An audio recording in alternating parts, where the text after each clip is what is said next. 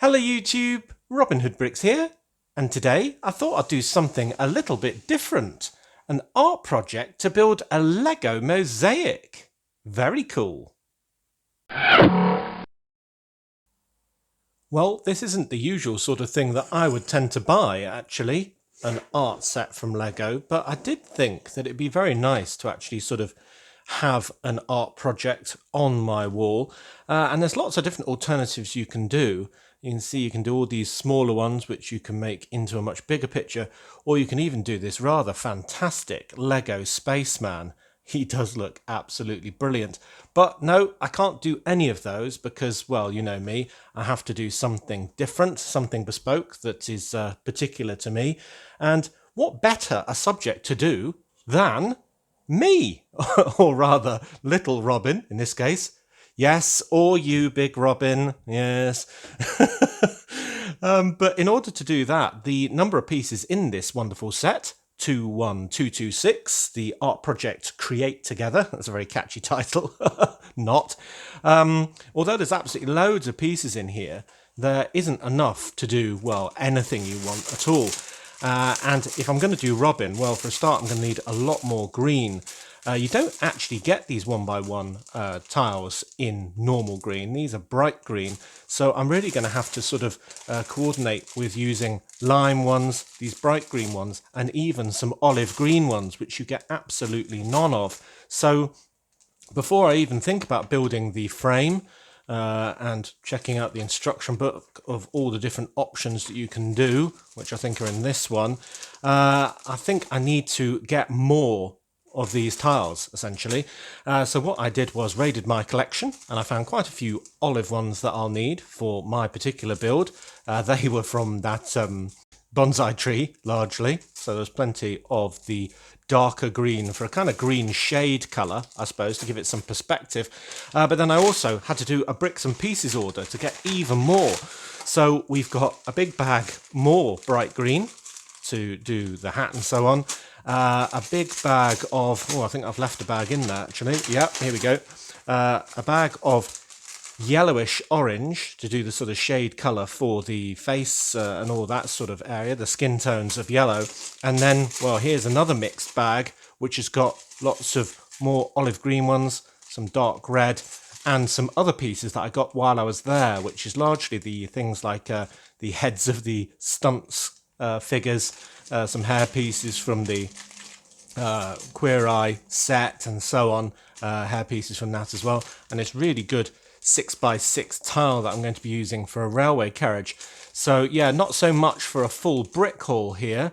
It's brick haul o'clock, but nonetheless, everything I need for today. So that looks really good. I think what I really need to do now is probably just get this box open and build that frame so we can get started. Mini brick haul o'clock. Yeah, I just thought I'd show you the assortment of pieces I got other than all of the one by ones, which includes these rather fantastic heads from the stunts line. These are two sides of the same head, and don't they look wonderful? That one with all the teeth missing is just amazing. And the kind of Peter Perfect one at the top is great. His glasses kind of remind me of Elton John or something like that. It's fantastic. The jumpers are actually from Harry Potter.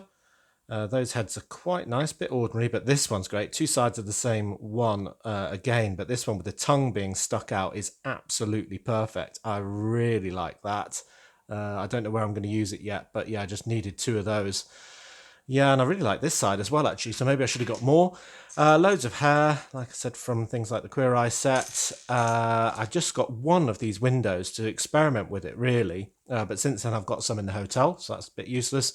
And then some parts for my whale coming up. And, as I said, a train build as well. So, yeah, mini brick haul over. Ooh, blue hair. Right, so, frame built. And it's pretty robust, I think. It's a very, very boring build, I must say. There's about 5 different pieces in here. But it does explain where some of the cost goes, because this set was heavily discounted when I bought it, and I never would have paid full price for it, just because, well, it is quite dear. And that is because it's got loads of white bricks in the frame, which is quite deep, lots of sort of big ones like 1x16s and stuff, and of course these 9 great big bits here. So that is why it costs quite as much as it does. And, well, one other thing that I thought I'd mention while I was building this was, I don't know if anyone else does this, it's kind of a bit of an OCD type thing, that when I do something like this where I've got 9 great big plates all being built together, I actually make them so all of the Lego logos are all the right way, all the same way and all the right way up. Is that weird? Is that just me? Does anybody else do that? Make me feel a little better by telling me that you do it too in the comments section. Right, so we've got an absolute mound of these things to add now, so we should make a start. And I will be showing you how I went about designing my mosaic later, in case you want to do the same. And it is good to try and make use of as many of these pieces that you get in the set as possible, otherwise it really isn't cost effective at all, of course. So I ended up using dark blue as my background, purely because, well, you get this many because they were used as the background in that spaceman mosaic. So I'll be using those, and that might be where I start, just going around the outside with those. So without any further ado, let's get mosaicing. Well, I've done all the background, and, well, I've got to say that was pretty boring, really. Maybe this isn't my thing after all, I don't know. But yeah, you can kind of see the outline of Robin's head now, hopefully, in amongst all those dark blues. And I did need virtually all the ones provided, that huge bag, because that's all I've got left. And I think I'm going to have a very sore sort of tip of finger on each hand after doing all of this for the whole area. So before we move on to all the more interesting colours, I did want to show you some of the other bits that came with it. You get these 2 1x8 tiles with 1 to 8 and 9 to 16 written on them, which are for if you're using 16 different colours, so you can kind of number code them as well. But I guess I can use them somewhere in my city, so you'll have to come up with ideas for how I can use them. One early idea I sort of thought was if the top 16 singles were for sale in my vinyl shop when I get there, maybe I could have all the covers sort of either side of that list or both, just for their recommendations. That might be interesting. Don't know if that'll work. And also you get this really huge part remover to kind of get underneath loads of these, and I suppose that's useful if you want to sort of abandon this and do something completely different. But yeah, it looks very much like something you'd shove under a door to stop it moving, doesn't it? Right, let's get on with some colour then. I think I'm going to start at the top with the red feather and my green hat. Lovely.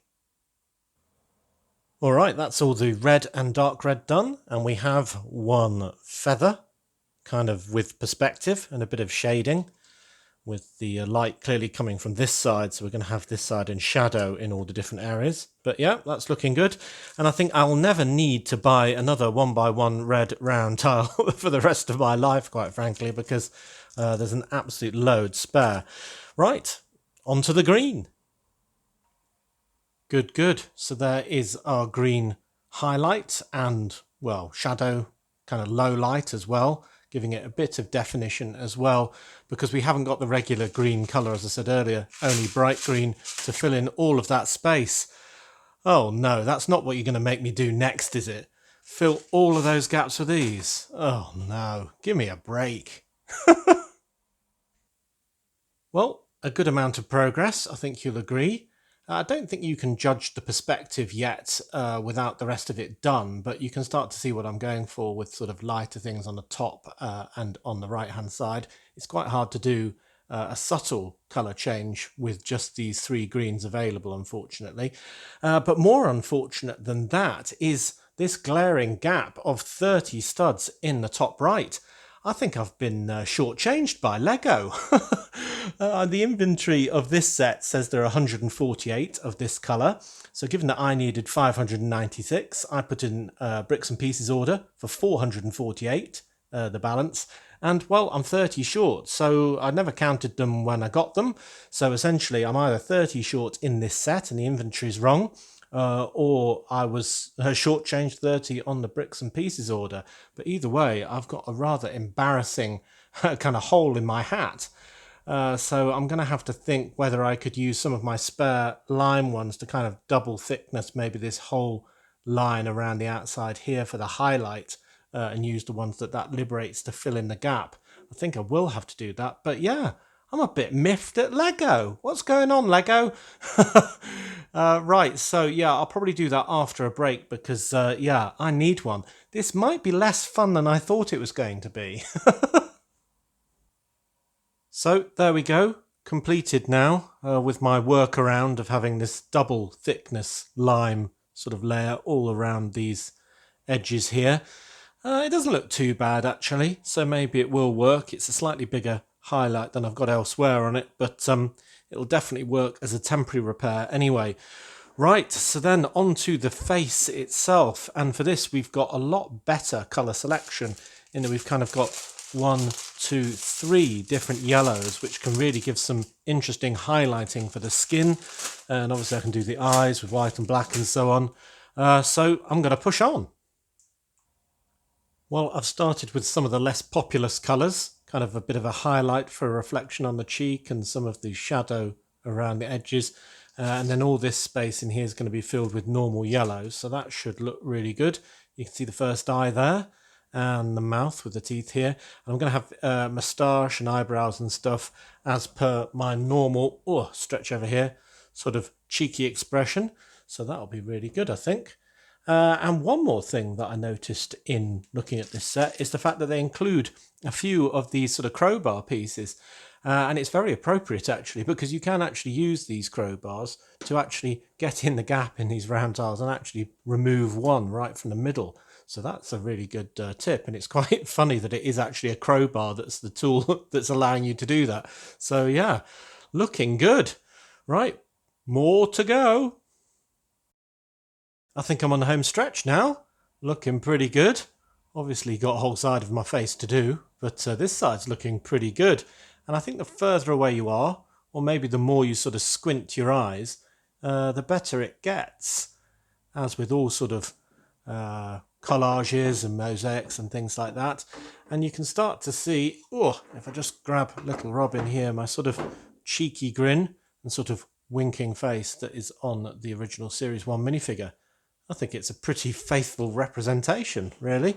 And the 3 different yellows really work well together. It's really a shame there wasn't a third green, as I keep saying. But yeah, looking good. And the other thing is I've got an absolute load of spare sort of aggregate for my railway to be carrying along, or maybe to make lots of interesting paths with around my fairground or something like that. I don't know, but yeah, there's absolutely loads of earth colours and quite a few really bright garish colours as well.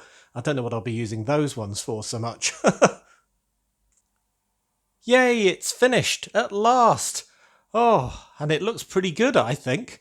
Yeah, really bright, colourful, a faithful reproduction of the original fella, if you ask me. Eat your heart out, Roman Empire. This is a mosaic to be proud of.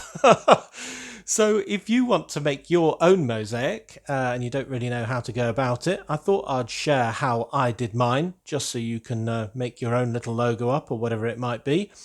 Essentially, you need to get quite a simple image to start with. As you can see, I haven't done the whole minifigure by any means. I've just done the head and kept it very tight indeed, because otherwise it will just look a bit rubbish, because it won't be very good at approximating all that detail. So basically get a very small image and crop it right to the bit that you want to focus on, and preferably make that image that you've cropped to a multiple of 48 pixels in both directions, because that will represent the 48 studs in each direction. And then when you pixelate the image, you can reduce it by that multiple of 48 that your image is down to 48 by 48 bigger squares, effectively. So mine was 192 pixels by 192 pixels, so I kind of had to make it shrink by a quarter and make each of the pixels that made it up 4 times as big, both across and up.